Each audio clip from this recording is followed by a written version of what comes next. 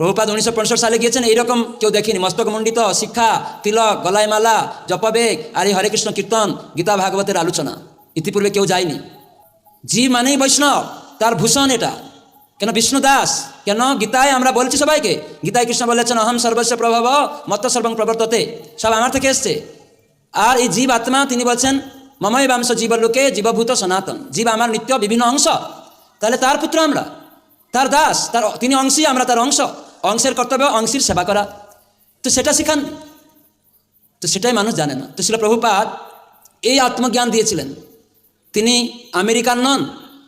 তো যখন ইন্দিরা গান্ধীর বাঙালি সেক্রেটারি একটা মেয়ে, প্রভুপাদ তাকে বলেছিলেন যে তুমি ইন্দিরা গান্ধীর কাছের লোক, তোমার বাবা তো আমার বন্ধু, তো আমি চাই যে যেহেতু প্রধানমন্ত্রী ইন্দিরা গান্ধী দেশকে পরিচালনা করছে, যাতে গীতা ভাগবতের ভালো প্রচার হয়, মানুষ যাতে গীতা ভাগবত গ্রহণ করে, সেই রকম কিছু ব্যবস্থা যদি করা যায়, আমরা ইসকন ভক্তরা প্রচার করতে চাই, সেই সুযোগ তুমি একটু বলো আমার কথা। তো যখন সেই মেয়েটা ইন্দিরা গান্ধীর সাথে আলোচনা করছিল, তখন ইন্দিরা গান্ধী বলল না না, এই স্বামীজি হচ্ছে আমেরিকান। তখন ওই মেয়েটা হাসছে, যে আপনি কী বলছেন, আপনাকে কে বললো? বলো কেন, অনেক সংস্থার লোক, কেন তারা ভয় পেয়ে যাচ্ছে। এই স্বামীজি যদি বিশ্বের সমস্ত লোকেদেরকে, কেউ অনেক স্বামীজি গেছে, কিন্তু ভেলকিবাজি দেখি হয়তো কেউ মেয়ে নিয়ে এসছে, কেউ টাকা নিয়ে এসছে, সেটা নিয়ে গর্ব করছে। কিন্তু তারা দেখছে প্রভুপাদ শত শত মেয়ে, শত শত ছেলে, সব মদখুর, হতাশা উৎকণ্ঠাগ্রস্ত ব্যক্তিদেরকে শুদ্ধ ভক্তে তৈরি করে দিয়েছেন। তারা নৃত্য গীত করছে, আনন্দ লাভ করছে, গীতা ভাগবত পড়ছে, প্রসাদ সেবা করছে, মদ চুরস গাঞ্জা থেকে মুক্ত হয়ে আনন্দ করছে। সেটা বিদেশের অনেক লোকেরা তারা চেষ্টা করছিল তাদের বন্ধ করার জন্য, এরকম খারাপ নেশাগ্রস্ত অবস্থা, তারা করতে পারেনি। তো প্রভুপাদের প্রশংসা করেছে সেখানকার বড় বড় দার্শনিক লোকেরা, যে কী করে এই আমাদের ছেলে মেয়ে এই একজন বুড়ার কথা শুনে তারা কত সুন্দর শান্তভাবে রয়েছে, আর এরা কত উশৃঙ্খল ছিল, ছেলেমেয়েরা মেলামেশা, মদ চুরস গাঞ্জা খেয়ে থাকছিল, কীরকম সব। অথচ আমাদের ছেলেরা কত সুন্দর হয়ে গেছে, তাদের বাবা মা করতে পারেনি। প্রভুপাদ একটা বুড়ো কী ছিল তার কাছে? শক্তি, কৃষ্ণ ভক্তি, কৃষ্ণ নাম। এই কৃষ্ণ নামের দ্বারা ভক্তি সূচনা হয়, আমরা যে কৃষ্ণের সেবক সেটা প্রকাশিত হয়। তাই কৃষ্ণ নাম তিনি দান করেছিলেন, কৃষ্ণ প্রসাদ তিনি দিয়েছিলেন। যে দুর্গা মাতা এই জগতে কৃষ্ণ প্রসাদ নিয়ে এসেছিলেন। এক সময় নারদ মুনি তিনি বৈকুণ্ঠে গিয়েছিলেন, গিয়ে লক্ষ্মী মাতার সেবা করছিলেন। সেবা করতে করতে লক্ষ্মী মাতা খুব সন্তুষ্ট, নারদ তোমার সেবায় আমি তুষ্ট, বর দিতে চাই। তখন নারদ মুনি বললেন আপনি আগে সংকল্প করুন যে বর চাইবা আপনি দিবেন। তখন নারদ মুনির কথায় লক্ষ্মী মাতা সংকল্প করলেন যে নারদ তুমি যা বলবে আমি তাই দিব। মাতা আমার কিছু চাই না, একমাত্র নারায়ণের প্রসাদ চাই, নারায়ণের উচ্ছিষ্ট, নারায়ণ যখন গ্রহণ করবেন তার সেই উচ্ছিষ্ট প্রসাদ আমাকে দিন, আর কিছু চাই না। তখন লক্ষ্মী মাতা একদম দুঃখ, মনটা তার মুখমণ্ডল একদম ম্লান হয়ে গেল। তখন উনি খুব দুঃখিত হয়ে গেলেন, নারদ তুমি এমন কিছু চাইলে যেটা আমার কুলাবে না এটা করার, আমি এটা দিতে পারি না, নারায়ণের নির্দেশ নেই, তিনি আমাকে নিষেধ করেছেন তার উচ্ছিষ্ট কাউকে দিতে, আর তুমি সেটা চেয়ে বসলে অন্য কিছু চাও। বলছে মাতা আমার কিছু লাগবে না, প্রসাদ ছাড়া আমি কিছু চাই না। তখন লক্ষ্মী মাতা তো তার সংকল্প কী হয়ে যাবে, মিথ্যা হয়ে যাবে। সেই জন্য লক্ষ্মী মাতা একদম মনোদুঃখে রইলেন, বিশ্রাম করছেন, মনোদুঃখে, খাওয়া দাওয়া সব বন্ধ। তো নারায়ণ এসে দেখছেন লক্ষ্মী কী ব্যাপার, তোমার মন এত, মুখমণ্ডল এত শুকে গেছে, কী ব্যাপার? বলে প্রভু আপনি যদি আমার এটা জানতে চান সংকল্প করতে হবে। বলে ঠিক আছে তুমি যা বলবে আমি সেটা পূরণ করব। না, নারদকে আমি সংকল্প করেছিলাম যা চাইবে দিব, কিন্তু সে চাইলো আপনার প্রসাদ, তো আপনি তো আমাকে নিষেধ করেছেন, আমি তো দিতে পারলাম না। তো এটা কোনো অসুবিধা নেই, আগামীকাল রান্না করে আমাকে নিবেদন করো, আর আমি যখন বিশ্রাম করতে চলে যাবো আমার অবর্তমানে আমার উচ্ছিষ্ট পাত্র থেকে অল্প নিয়ে নারদকে দিয়ে দেবে, ব্যাস হয়ে গেল, আর অসুবিধা কী আছে? তো লক্ষ্মী মাতা তখন সন্তুষ্ট হলেন, রান্না করলেন তারপরের দিন, আর ভগবানকে নিবেদন করে নারদকে ওই উচ্ছিষ্ট প্রসাদ অবশেষ, ভগবানের অবশেষ নিয়ে দিলেন। নারদই ধরেছেন, মুখে দিয়েছেন, অমনি নৃত্য করতে শুরু করেছে, হরিনাম করতে করতে স্বর্গ মর্ত পাতাল সব জায়গায় একদম প্রেমে বিহল হয়ে দৌড়াচ্ছে হরিনাম করতে করতে।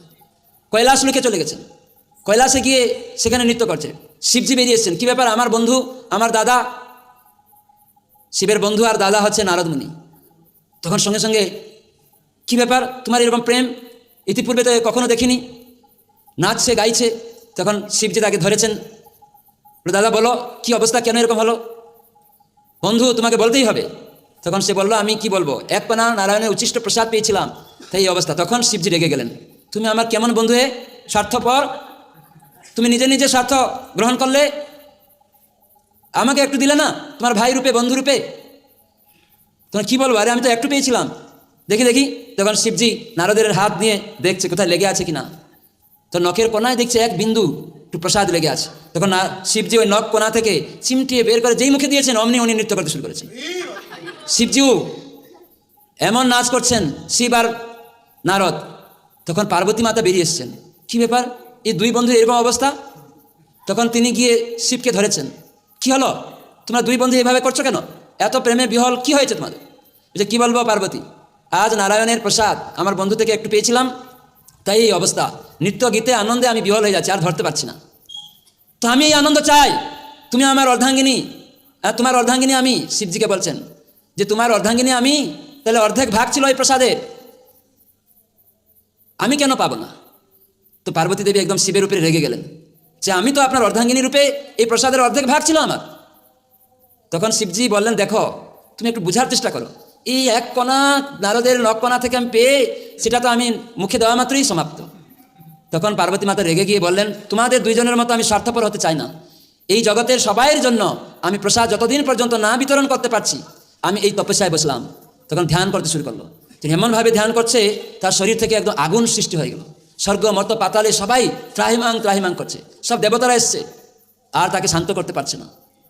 তখন সঙ্গে সঙ্গে সবাই নারায়ণ কাছে গেলেন ক্ষীর সমুদ্রে, শিবজি সহ সবাই গেলেন। তখন নারদ সহ সবাই সেখানে গিয়ে প্রার্থনা করলেন।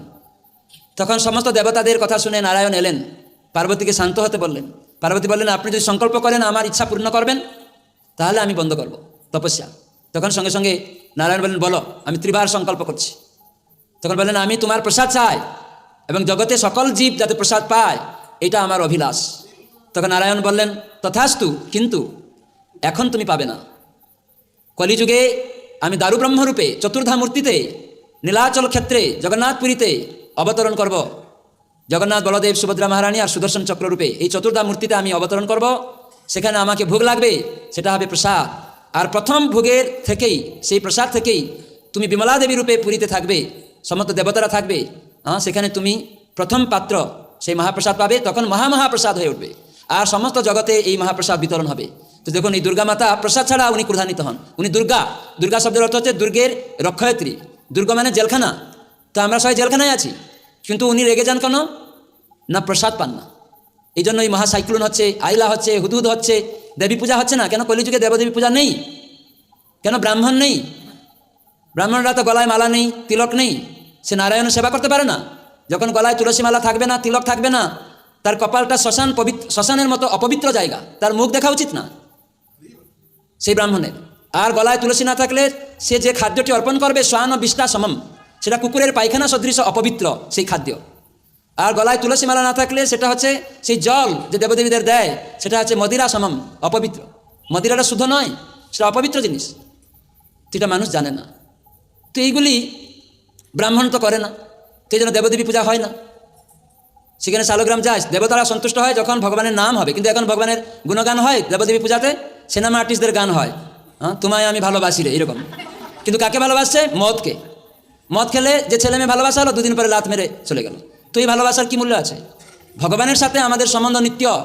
ওই ভগবানকে বলুন, তোমায় আমি ভালোবাসি, ভুলে গেছি প্রভু, আমাকে কৃপা করো। হে দেবী মাতা, তোমার যা আরাধ্য প্রভু, তুমি যার নির্দেশ পালন করো, এই জড়জগতের তুমি সমস্ত কিছুর সৃষ্টি স্থিতি প্রলয় সাধন শক্তি রেখা যার থেকে লাভ করেছ, সেই ভগবানের অন্তরঙ্গা আল্লাদিনী শক্তি দুর্গা রাধারানীর ছায়াস্বরূপা তুমি এত কিছু করতে পারো অলৌকিক। অতএব দয়া করে সেই কৃষ্ণের পাদপদ্মে আমার ভক্তি জাগ্রত হোক, এই প্রার্থনা। কিন্তু আজকাল মানুষ কি বলে? দুর্গাপূজায় ধনং দেহি, জনং দেহি, সুন্দরী ভার্যাং দেহি। সেজন্য গীতায় বলে ওরা একটা গাধা, মূর্খ। কেন না? ধন সম্পদ, সুন্দরী স্ত্রী, চাকরি বাকরি এসব অনিত্য, থাকবে না, সেজন্য মূর্খ বলা হলো গীতায়। যে কি চাইতে হয় জানে না, অনিত্য জিনিস চাইছে। সুন্দরী স্ত্রী চাইলেন রোগ হয়ে যাবে। ভীমপুর, এই নদিয়া জেলা ভীমপুর আছে মাঝডিয়া,